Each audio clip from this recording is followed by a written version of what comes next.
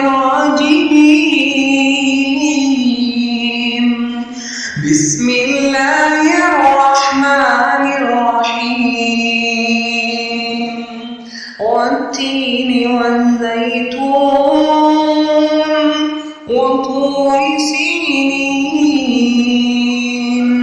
وهذا البلد الأمين. لقد خلقنا الإنسان في أحسن تقويم ثم رددناه أسفل سافلين إلا الذين آمنوا وعملوا الصالحات فلهم أجر غير ممنون. فما يكذبك بعد بالدين؟